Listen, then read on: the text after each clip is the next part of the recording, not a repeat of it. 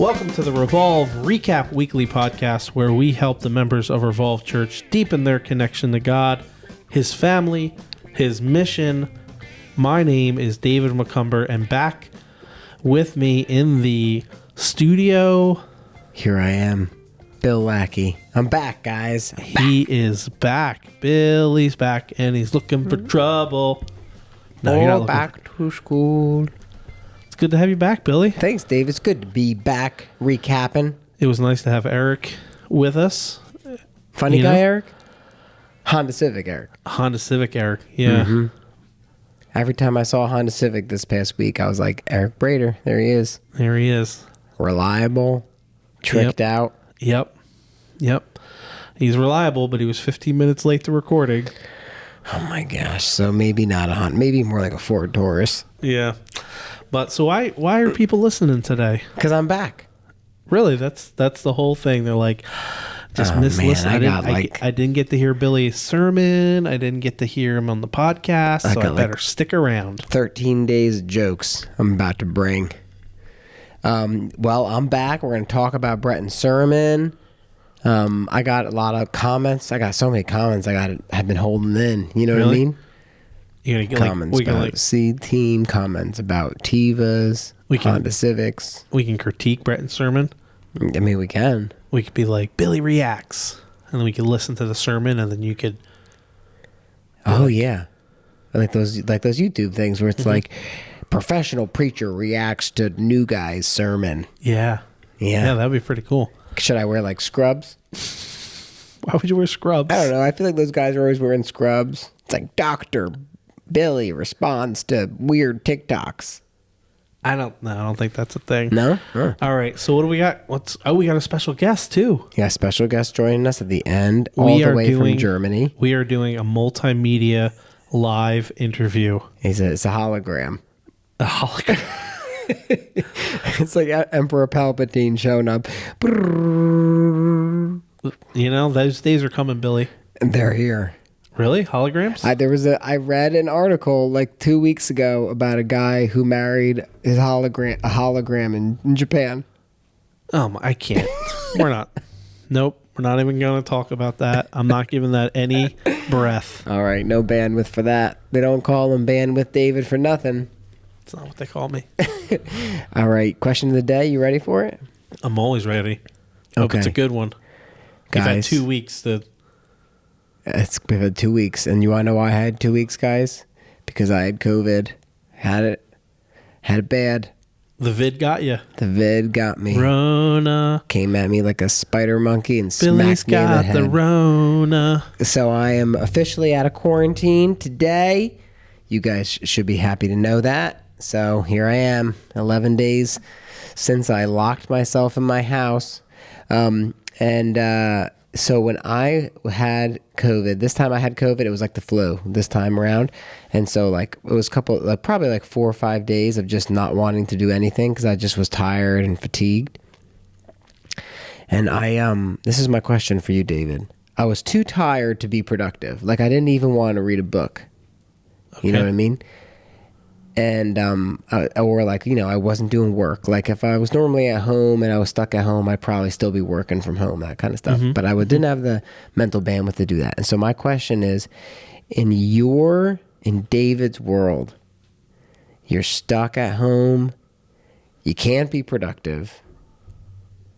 What does David do in an ideal quarantine world when you got no responsibilities? Kids are just laying in bed sick, so you don't have to entertain them.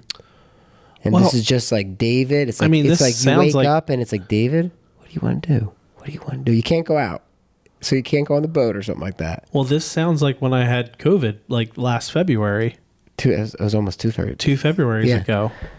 And I just watched TV. I didn't have the bandwidth. I wanted to like do stuff. Like I was like, I could catch up on some hobbies. Yeah. I could catch up on some reading, do a couple books, but yeah, it does kind of stink because you don't feel like doing anything. And even watching TV kind of like... It was like lost its allure. After a day or two, it was like, I don't really feel like watching... That's right. I think I watched like a couple like Jim Gaffigan stand-up things and And then I watched some goofy movie that Dave Walker recommended about Schindler's List. No, I mean it was too soon.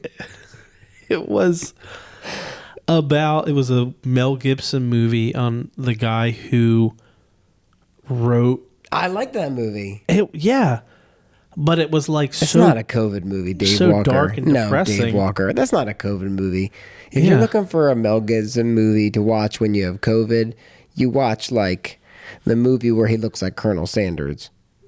Well, he kind of like Colonel Sanders in that movie, actually. Yeah. You watch Payback. No, Payback by Mel Gibson. Yeah, I didn't really. Yeah, that was really, and it just because you can't lay down because you're coughing. You can't. Yeah. Yeah, it does kind of stink. But you know what? I have to say this. It was glorious. Yeah. Yeah, it was so nice because 2 weeks ago, I was just commiserating and complaining probably. I think you talked about it here where you were reading the rest. All I need is a break. I was like, all I need is a break. And this is a good nugget here, is that if you don't intentionally rest, what happens is you crash into rest. Yep. And so what happened is I didn't rest, and then we all got sick, and it was like 10 days of forced rest, and it was like I couldn't even be productive if I wanted to. And so yesterday, Steve was like, what did you do? And I was like, I have no idea. Get off my back, Steve. I didn't do anything. I have no idea what I did. I downloaded a video game on my iPad for like the first time in 10 years. Oh. And that was what I did. Yeah. I didn't do that the whole time, but you didn't list the name of the game here on the podcast. You want me to list it? Because you're embarrassed. I'm not embarrassed. Diablo. Sounds like devil to me. But in my defense, you killed the devil? I played a crusader for Jesus. Nice. And I just beat the crap out of demons. Wow. That's good to know. Well, he's back, ladies and gentlemen. No more video games for Billy. Nope. Back in the saddle. So, well, we're good to have you back. We're glad to have you back. Thanks, David. But that is a really good point. We talk about the pendulum that swings. You go to abide, you go to work. You go to abide, you go to work. And that's how Jesus did it. He spent time in prayer away, and then you go to the crowds. Back in prayer. And what happens if you don't rest, David? You swing around working, and you go... Working. Crash. And maybe that's what COVID was. It was a time of... It was an answer to prayer. I know that sounds funny, but I really mean that because I had just been saying to Gina like a few days before we got sick that I need a break and there's no end in sight because it's the middle of the summer and then the school year, and it was like maybe I'll go on vacation in November. That kind of idea. All right. So this week, Dr. Palmer he actually, that is kind of, a nice sovereignty of God. Brett had already planned to step in, and I was going away for the weekend on a family little trip. So we had already planned for Brett he was really excited to run the show. Was he? Yeah. He sent me a GIF of him like being in charge, and so he liked that. Like the smug bed bug again? Yep. So Brett preached Psalm 51. I was able to re-listen to the sermon, and I don't know. I assume everybody knows this, but we should plug it. That if you ever miss the sermons or you want to re-listen to them, they're all on our website listed. RevolveChurchNJ.com/sermons. You can also subscribe to the podcast on Apple Podcast or Android Podcast or whatever. So you can do both those. You can listen to it on the website or with the podcast. Yeah. So Psalm 51 talking about repentance. And, I think my big takeaway was this need for realizing God's mercy. I feel like I've gotten too comfortable with God's grace, which is good. We have that grace and that love, but really reflecting on God's holiness and really like lamenting my sin and reflecting upon, there was a line that he used. I wrote it down. I don't know if I have it here in my notes. The more bitter we see sin, the more beauty we see in Christ. And really just, kind of mourning my sin and kind of reflecting on how great God is and how great the cross is and how great the gospel is. Yeah, it's in interesting. light of my sin. So that was kind of my big takeaway. No, it's interesting you say that, because I feel like I agree with what you said, that we focus, our default as Protestants in America is to focus more on God's grace than God's mercy, which are two sides of the same coin. But when you reflect on God's grace, like if you just think about it right now, like, man, God has been so gracious. And then you just start thinking, and that immediately brings you to, wow, God is so good. God is so loving. God is so kind. But when you reflect on God's mercy, God not giving you what you deserve, it doesn't bring you that direction. It primarily brings you to, wow, God is so holy, and it humbles you. And so you realize that reflecting on God's grace leads you to worship God for different characteristics, whereas when you reflect on his mercy, it leads you to reflect on different characteristics. And so I think that's actually a really great observation, because I think probably for most of us, we appreciate the grace of God and we think about how much he loves us and how much he's done for us, but we don't think too much about the fact that, like, the executioner's axe should have fallen. Yeah. You know what I mean? Yeah. So how do we apply that on the ground? How do we reply? My goodness. Maybe I need to take it. Good night. Maybe I need Good night. I'm going to take a day off. Actually, just got back from vacation. Hershey's a pretty cool place. I like that place. Yeah. But it smells like chocolate everywhere. You know what? It's kind of true. I know. Oh, you been there? Oh, yeah. Oh, okay. Been to Hershey lots of times. Yeah. I invented Hershey. Did you? Maybe didn't. Milton Hershey did. Oh, crap. I kept threatening my kids. I was going to send them to Hershey school. Oh, yeah. School for gifted. Yeah. Gifted idiots. Gifted troublemakers. Gifted troublemakers. So how do we apply Psalm 51 on the ground? What does it look like with teeth? Well, I don't know what it looks like with teeth, but With I know skin that. on. I know with that shoes on. Psalm 51. Put some shoes shoe on leather. it. It's on the ground. I know that at the end of Psalm 51, it talks about, investigating my heart, right? Now I'm like all of a sudden had a brain fart to think of the exact line here, but investigating my heart to see if there's any grievous way in me. Mm-hmm. Would you create in me a pure heart? Oh, man, I lost it, Dave. I had a brain fart. No, we need to investigate our heart. That's Psalm 137. Take time to investigate your heart, and I did that this morning in my own quiet time, just really journaling. Lord, where are he says, show me, any wicked way in me, any rebellion. I remember was one of the words I looked at in the NLT was he says, reveal to me any rebellion. And I took time and journaled, just asking God to seek my heart. And some things came to the surface. I realized I was really ungrateful. Yeah. And that wasn't something that I had thought about until I spent time in prayer. And so I would encourage you to spend time in prayer and ask God to reveal to you things that you may not be aware of, and sinful things. And it's not for the sake of making you feel like a turd, It's so you can bring it to the Lord. Yeah. And, so I wasn't like, oh, I didn't know I was such an idiot being ungrateful. Because you knew that.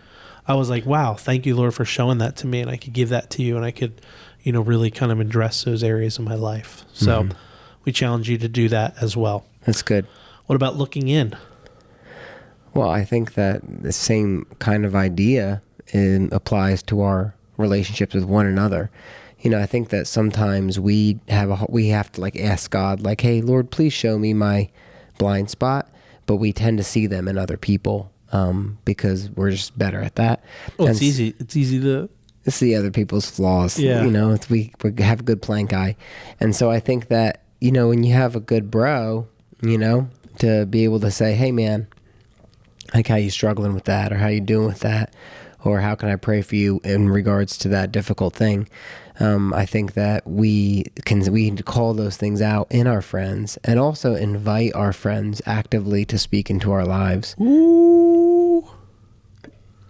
Did you hear that? I did a woo woo. That's a tough one. The whistles go woo woo. To ask someone, Billy, are there any blind spots in my life? You want alphabetical? I've done it. I've done it before. We've done this. Billy and I, we are, accountable to one another, and we want to disciple one another, and we've done the blind spots question before, and it was helpful. It is helpful. I remember the one that stands out to me is when you kind of called me on discipling my wife, and if you wouldn't have done that, I wouldn't be discipling my wife as well now. Mm-hmm. So it was a blessing. But for that first 20 seconds, it stings a little bit. You're like, why don't you get up off my back, Billy? Yep, it's true. Yep. And David does the same thing to me, by the way, because I don't know if you guys know this, but I don't have it all figured out. And so David will be like, the other day you did this and I'll tell you one story.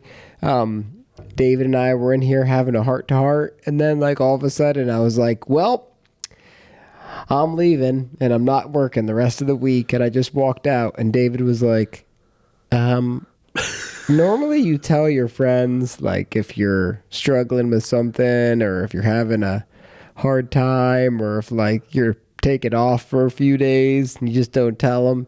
And so David called me out on the fact that sometimes you're not a good communicator, which is funny because I communicate for a living. Yeah, but it's true. No, we can't all be perfect. Well, it'd be a lot easier if everybody could just read my mind.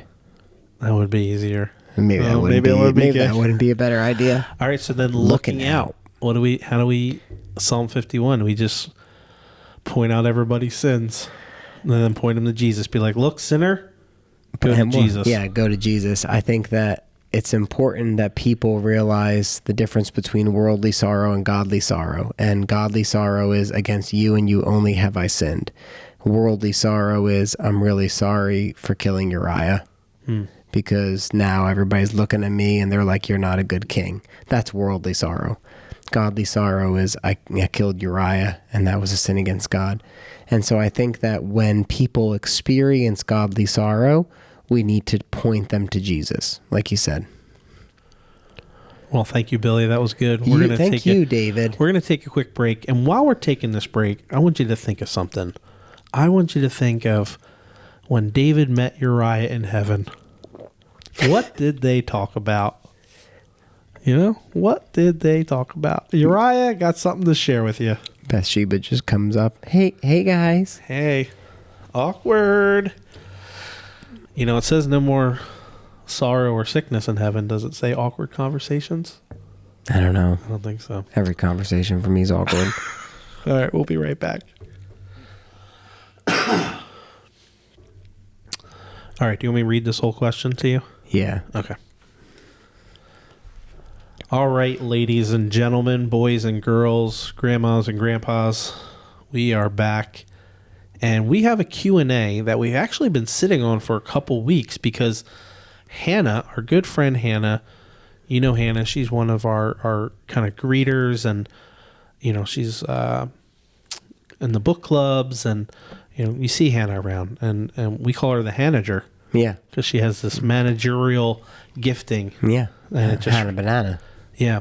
So, but she asked us this question a couple weeks ago, but it kind of just, we never were able to get to it, and I thought it was a good question. So we're going to hit it. You ready? I'm ready. All right. You've had 3 weeks. Hope you got a good answer. Well, we'll see what happens. She says, how do you think general revelation applies to people? Because we were talking about general revelation in 3 weeks ago in Psalms 19. Yep. How do you think general revelation applies to people who are blind, deaf, or have other special needs or medical issues that would not allow them to see or normally interact, and normally she put quotes, interact with the world around them since birth? I trust God in this, but I definitely was thinking about it when thinking about the commands to look at creation. What if they cannot look at creation? I was thinking maybe all 5 senses could be a part of general revelation. Those who can't see can still feel. then they're aware of their own bodies, which is a part of creation. So maybe that's a part of the general revelation. Again, I trust God in this because he's the creator of all life, but I could see this as being a question/argument from a person trying to argue against general revelation.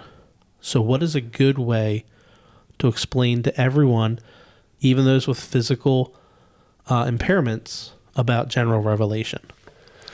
So I think that Hannah answered the question. Yeah, and I think she answered it. I think the idea is that when we say, hey, look out on creation, we use that as a very broad brushstroke of what we mean. But what we really mean is reflect upon creation and the way the world is, and you can experience and know certain things about God. And so even if you happen to, be blind, you can still experience things and you can still reflect upon those things, right? And so let's use music as example. If you can experience music, I mean, even with the people who are deaf, my sister-in-law was a deaf major, Gina was a deaf minor, and when we would go to the school for deaf that was near our university, and we went there a couple times to do different events for this, that, and the other thing. And for like the deaf kids, what they would do is they would do like these presentations and these school programs, and they would have like a really big drum, and they would basically hit it, and the kids could still feel the vibration of it. Or they would play music, and the kids could still feel the subwoofer, so to say. And so it's like even in those situations, they can experience something. And you can think about this God who created this, or this God who created this sensation, or this varying senses. And so I think that there is a sense in which it's all of the senses. When we talk about seeing general revelation, we use it generally to refer to the experience of those things. And then realizing that even if you're super limited in terms of like you're blind and you're deaf and you're mute, like you still have a mind that can process, and you still have a mind that can think and that can, can ponder and those sorts of ideas. And all of those things are aspects of general revelation as well. Why am I different than a dog? My ability to think, my ability to create culture. And so I think these are all general things that we can experience. And in terms of someone who has like a mental impairment, I think to go back to what Hannah said is just the best course of action, that we trust God on this, that God is a good God. He's a gracious God. He's a merciful God, that he's going to do the right thing. And so we need faith like a child, right? We don't need faith like a PhD. We need faith like a child. And so, one person that I talked to a couple weeks ago put it this way, that a child has faith in Santa Claus, and so what do? They write him a letter. They put cookies out. That's right. Because they have faith in Santa Claus, they write him a letter, they put cookies out. And so you don't need to have an excessive amount of intellect or ability to have faith in God, but you need to put your faith in the right place. And so I think the long story short, what Hannah came to the appropriate conclusion, which is that, you can experience God in more ways than just sight. And for most of us, we experience it differently. Like I've heard Caleb talk multiple times about the beauty of music. That resonates with him, no pun intended, differently than somebody who doesn't care about music. Yeah. And so according to our unique gifting and our unique wiring, we're going to experience general revelation in different ways, which goes back to what we talked about 3 weeks ago, where one person might stand in the Rocky Mountains and be in awe of who God is. Another person might look out over the wheat fields of the Midwest. Another person might look out over the ocean, and it depends on how God's made you and wired you. Yeah. Well, that was a great answer, Billy. Thank you. Well, I mean, I just basically repeated what Hannah said. Oh, well, good answer, Hannah. Proud of you. So, one more question. We got time for one more, yeah? Yeah, let's do it. So, last week was Seed Week. You got a chance to listen to the responses from those who went to Seed Week, and you listened to Honda Civic Eric. Yep, I did. Old Reliable Eric. Yeah. Share his response. What is your takeaway? What are you thinking about Seed Week and how that applies to us here at Revolve? my comment about Seed Week is actually a comment more generally about short-term mission trips. Okay. Let's hear it. And I've done a lot of short-term mission trips, led a lot of short-term mission trips, done a lot of short-term trips with David. And this is what I have observed. I'm curious, David, if you agree with me. People are especially moved during trips. And I think this is why. When you are on a trip, you have nothing to distract you. You're totally focused, and you're singularly focused, if you have a good team leader, on abiding and then basically being available for the Spirit. I agree with that 100%. And this is the trippy part, guys. There is no reason why you shouldn't experience that every day. I also agree with that statement. So I think that many times we're like, man, this trip is amazing. And maybe it was especially amazing because you, in your current life, you don't have the bandwidth carved out for adequate personal and corporate abiding. Yep. But if you all like when, and I don't mean this, I'm not saying this in like a puff myself up kind of way, but like when we go overseas, it's not like a drastic shift for me because already I'm in a habit of getting up and spending time in the Word and journaling and prayer. And then I pray with Gina. If I go and travel with David, I'm getting up, I'm spending time in the Word, in prayer, and then I'm praying with David. Mm-hmm. And so it's the same kind of idea. And I think that don't feel, if you go on a trip, and I'm not saying the team did this, but if you go on a trip and you're like, that was an awesome experience, it was just what I needed to get my, self a little motivation, you're missing the point. The point is that the intentional carved out time for abiding is powerful, and it's the single best thing you can do each day. And if you're married, you already have built-in people into your home who you can be praying and abiding with.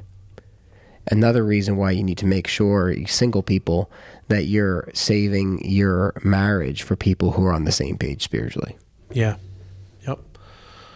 That's a good takeaway, Billy.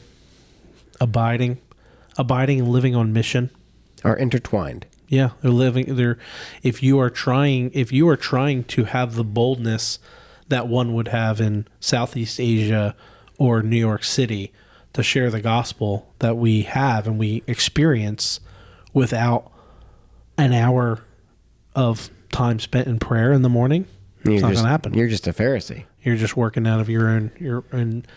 Yeah.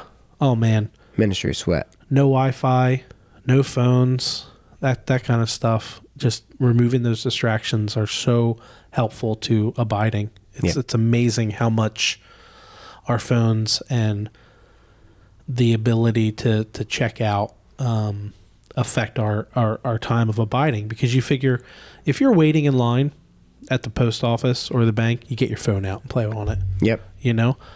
But when you're just get out, play Diablo. When we were in Greece, you would go to the post office, you'd be there for an hour. Mm-hmm. And as a missionary being in Greece, my time was spent praying for all the people there. Yeah. Because that was like, that's what I'm there to do. So it's like this time of abiding when in the United States, when I'm not on mission, quote unquote, I'm just going to check out. Yeah. I think that my little action step for everybody would be, get in the habit of when you wake up, your alarm goes off, turn off your alarm, leave your phone. Ooh. Don't even touch your phone again until you're done with your quiet time. Because what you'll realize is your default is to pick up your alarm goes off, you pick up your phone, you open your email, and immediately your brain went from, here I am, Lord, to now I'm distracted with many things. Yep. And so don't even pick your phone up until you're done getting your heart in a place of abiding. Ray Comfort says, don't eat your breakfast till you eat your daily bread. Oh, man. Except he says with a New Zealand accent. Yeah. So, all right. So that was great. What do we got coming up this Sunday before we take a little break? Well, guys, Breton threw down the gauntlet. He challenged you. A couple weeks ago, we made a comment on the podcast. We're like, hey, if there's like some obscure psalm you want me to pray through, and Breton was like, yeah. And then he said, preach through Psalm 137. And you know what? I'm going to do it because he challenged me to it. I kind of feel like you preached through Leviticus for 9 months. Preach through Psalm 137 should be. Yeah. I mean, there's a line in there about throwing the children of your enemies against the rocks. Oh, it's like good luck with that, Billy. And you know what? It's an uplifting psalm. We're going to do it. All right, we're going to take a quick break, and we're going to come back, and we're going to find out what is up with Revolve. What is up with Revolve?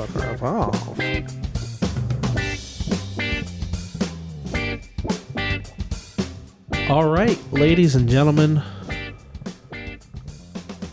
boys. I just thought I got totally distracted by this thing that I saw yesterday. Jason Tozer shared it with me. Did you see did you see this in the news? The kid that was dressed up like Chucky and he was like walking around. No. Oh my goodness. But what made me think of it is we went down this really dark road in Hershey after we went to this, the Dude Perfect event.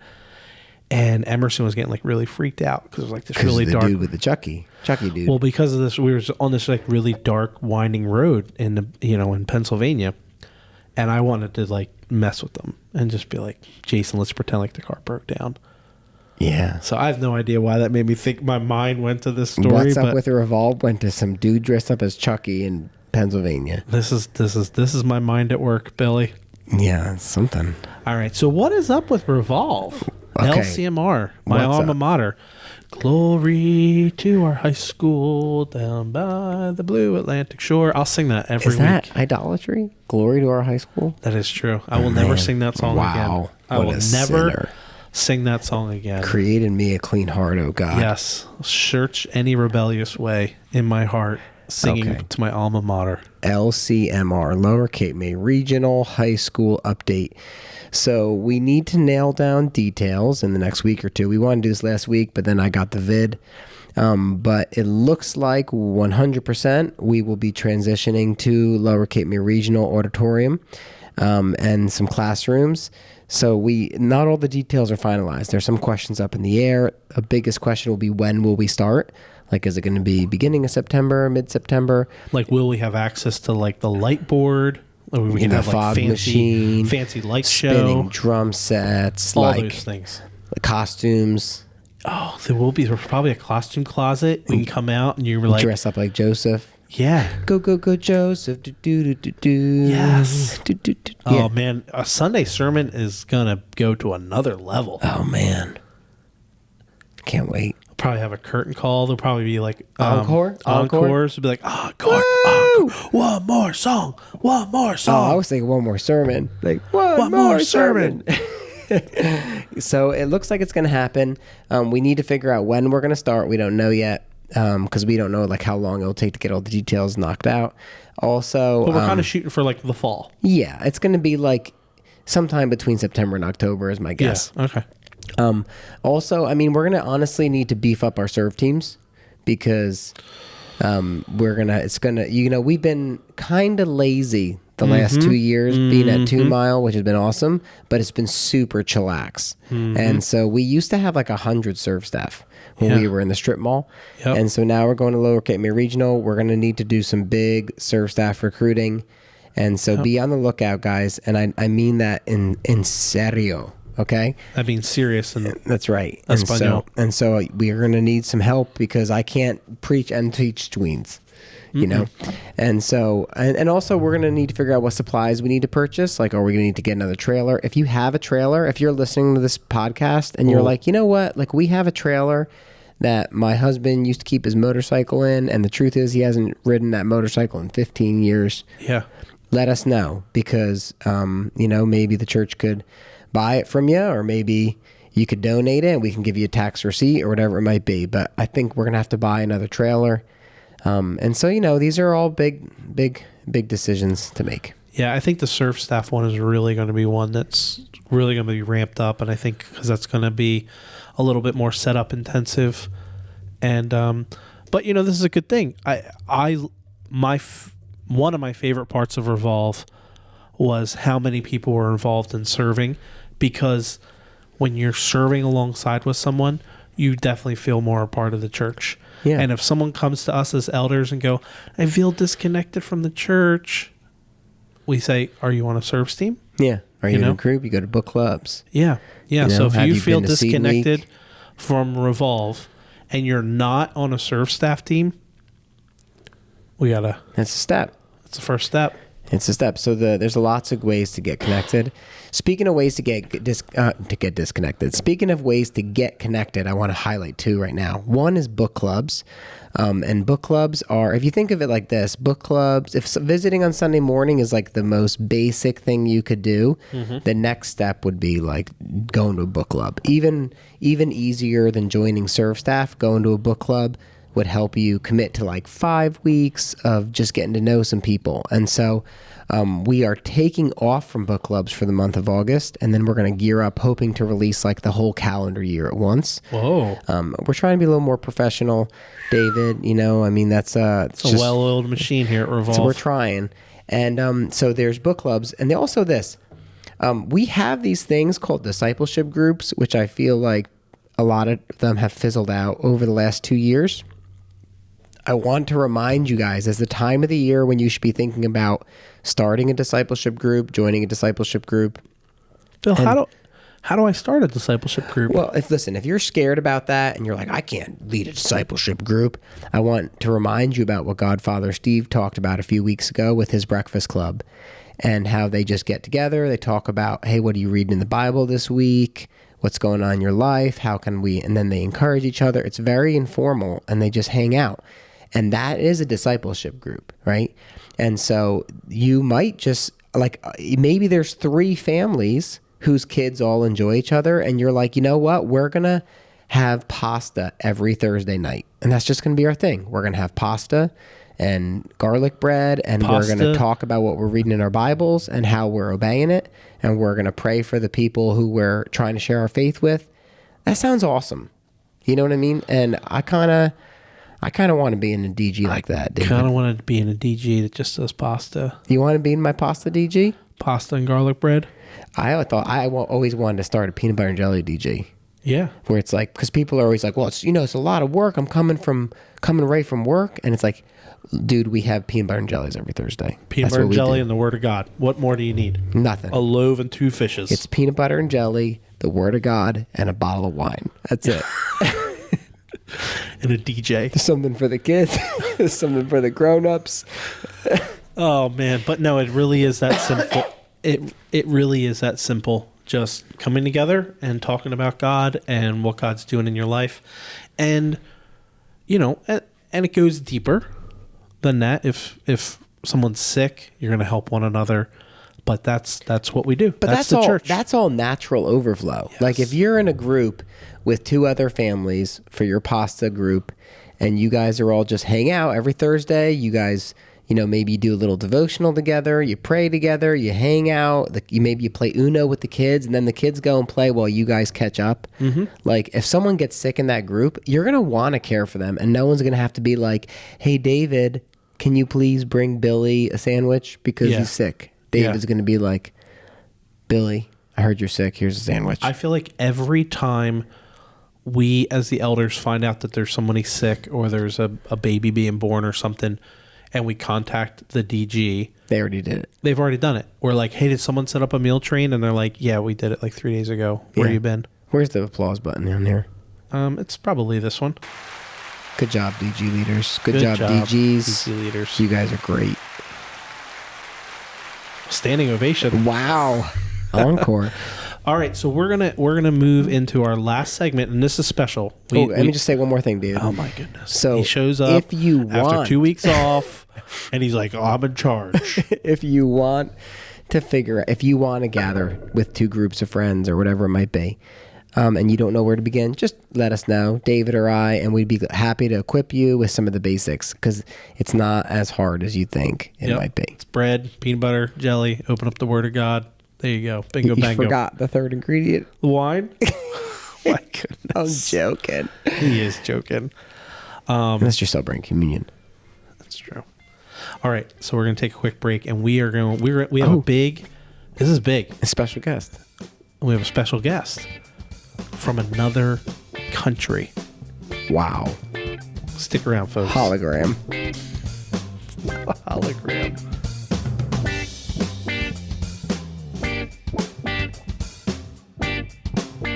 All right, welcome back. We are looking out. We're going to see what's going on in the world. We're going to be talking to one of our missionary partners. And one of the goals that we have as the elders is we want to have missionary partners. We don't want our missionaries who we support financially to just be people who's, we have a picture of a postcard on the refrigerator and we write them a check once a year or something like that. We want to be partnered with our missionaries, right? We want to know what's going on with them personally, so we can be praying for them. Bill does a lot of training with our missionary partners, and so we want to keep you, our church, informed on one of our newest missionary partners, Michael. Yeah. So, David, that's really great. Michael, by the way, we met Michael how many years ago, David? 3 years ago. 3 years ago. Almost to the week. We met Michael 3 years ago. Oh, yeah. We were in Thessaloniki, and we were at this outreach run by Hellenic Ministries, if I remember correctly. Mm-hmm. Yep. And it was like a place where the refugees could come. Take now, a they shower. were no longer in the refugee camps. They were like refugees who were being kind of like acclimating to society. They'd come, they could have their laundry done. Mm-hmm. Some of them were homeless, though. Yeah, they were homeless. They like had paperwork, but they weren't at Moria. They could have their laundry done. They could take a shower. They would get a meal. And then they would watch this video called Al Masira, which is like a Muslim outreach video, basically.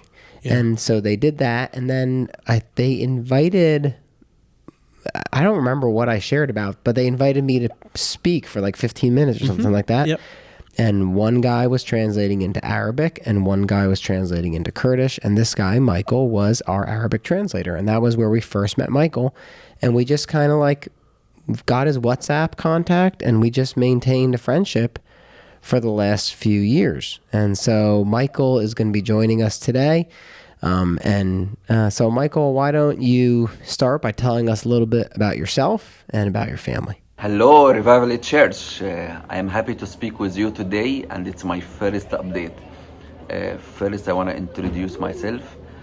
My name is Michael, and my wife Sarah, and we are family with 2 children. The oldest one, Karim, 7 years old, and the youngest child, Alex, 2 years and 10 months. We are originally Egyptian family, and God called us to move to Europe to serve among immigrant and refugees people. For more than 15 years, God worked in our hearts and prepare us for His mission. It was in our hearts from long years, this call to be a missionaries, but we didn't know when and where and which nation we will work among. But God prepared us among all this year through study, through work experience, to build a prayer team. And last 3 years we've been in Europe, serve among refugees and immigrant people, especially Muslim people, Muslim background. We grew up inside Islamic country. So we speak about Egypt, and all our life we learn and all the Islamic culture, and we grow up in this environment. And now God using this experience to reaching a Muslim to Him. All right, and now Michael, where are you currently serving? We know that you're in Germany, but where are you currently serving? Yeah, now we are in Leipzig, in East Germany. God put in our hearts to plant a cross-cultural church. We start from our small apartment. We inviting people, and now we are more than 18 person coming in our tiny apartment, sitting in the desk, in the ground, and everywhere, from different nations coming together and worship God and listen for the Bible together. And it's a growing bit by bit, and some people accept it as their own only church. And we feel blessed many times. We serve from different levels, like we are working in our home church, and also we are part for German church, because we believe in integration together to build one kingdom of God. And also we do many outreaches in all Germany, not just in our area. And sometimes we go to support local teams because they don't find any Arabic speaker or someone speak the same language. Can you tell us a little bit about some of the outreaches that you've done in the city? Just a fresh update. In this month, we did an outreach in the city. In the downtown, we put a table and we put Bibles in different languages, Arabic and German, Ukrainian. We serve everyone who walk by in the street. But also we try to have a creative way, like we put another table beside and we put a puzzle, and everyone cross by, he can play the puzzle, put some pieces and continue his way. And we put in like a sign, one big question. Do you believe you have a call in your life? Do you have a purpose in your life? And we let the people answer this question when they are playing. We listen for very interesting answers.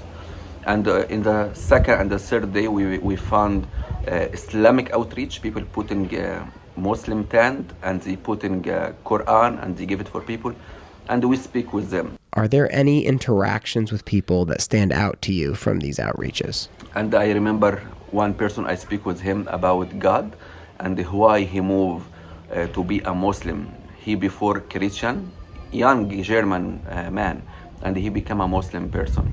And he speak with me about his testimony, why he became a Muslim. And this person, he told me, I was lonely, looking for God, looking for anyone to listen to me. He went inside the church. He found the church full of people. They are worshiping God. But he didn't find anyone to come, welcome him, speak with him, sharing with him his feeling. And he ran outside.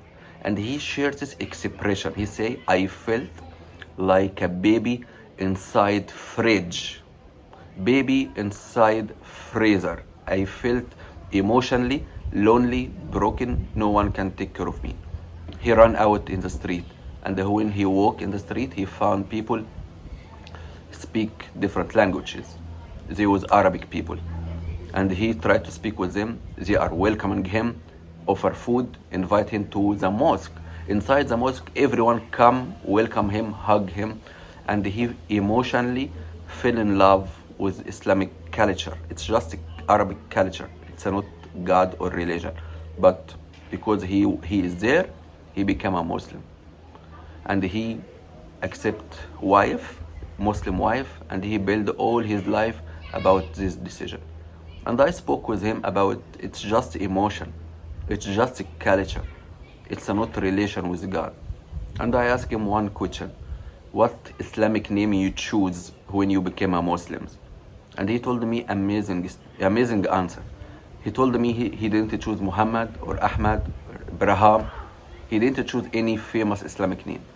When they asked him about the name of prophet he want to give to himself, he chose Isa. Isa, it's a mean Jesus. In the end, he chose Jesus again. Maybe it's a part of his heart. It doesn't change.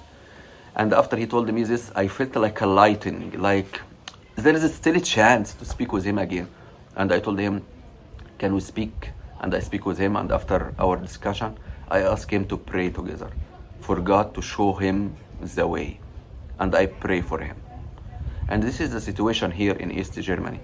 The highest population of atheist people. The church try to survive, but there is big potential of people looking for God. Many people hunger to listen for the word of God here. Please keep praying for those people and for outreach here in Leipzig in East Germany. And I'm very glad for your help, encouraging support. And we really continue in our mission because your church behind us, encourage us, support us. For Bill, for his weekly meeting with me, he is always coaching, encouraging, and it's a very big support to our ministry. Thank you so much. Please keep us in your prayer. And I am watching all your YouTube posts and the videos, and I am really glad and I feel connected to your church. God bless you. Greeting for my wife, Sarah, and my 2 little kids. And keep prayer. Cheers. Bye-bye. Well, I tell you what, we're very thankful for Michael and Sarah and their family, and we hope that you guys enjoyed that update. And we look forward to sharing more in the future with our other partners, or from our other partners. And Michael said he's going to share with us once a month. He'll send us a little video update so that we can be in the loop. And so thank you, Michael. And appreciate you guys. Maybe one day we'll go over to Germany and we could do like a podcast with Michael. A live podcast from the Berlin Wall. Whoa. Live from the wall. That probably won't happen because we'll get arrested. No, because we went to Egypt and did a training in Egypt and never saw the pyramids. Live from the pyramids. So Billy and I, even when we go to different countries, we like miss out. Yeah, it's on the tourist stuff. Yeah, it's not when I'm there. It's dead to me. Yeah, Gina was so mad when I didn't go to the pyramids. I know. We came home like 2 days early because everybody there had COVID before it was COVID. Remember, we were like, I think everybody's got MERS, Middle East Respiratory Syndrome. Yeah, and then COVID came out like a week later. Oh yeah, Ray was so sick. Yeah, sick. That was oh my god, that's a weird time pre-COVID. Mm-hmm. I don't even remember it. I do. I remember it. We were on that boat. And I remember you being like, there's some weird disease in China. It's crazy. And Ray is really sick. And he was just near China. Yeah. Anyway. So, all right. Well, thank you, Michael. We hope you, our friends in Revolve, enjoyed that. So let's end it. We're bringing the plane in. We're landing it. We're putting the landing gear down. I forgot my revolver again. We're putting the landing gear down. We're landing the plane. Rapid fire. What are we doing? What can you do this week? Up. First of all, read Psalm 137. Second of all, don't pick your phone up every morning until you have a quiet time. Good one. In, David. Ask your friend. I need to know about my blind spots. Man, wow. Out. Pray about joining the next seed trip to New York City, and pray that we can line up a seed trip to Germany. Boom. Thank you very much. Hope you guys enjoyed this podcast. Remember the Titans. Remember the Titans. See you guys on Sunday.